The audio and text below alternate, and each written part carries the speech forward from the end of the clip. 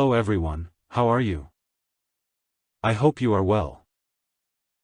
In our today's video we will learn about double exposure and how to create this design in CorelDRAW. First you need to collect the images you want to use in your design. I have also given their link in the description below the video.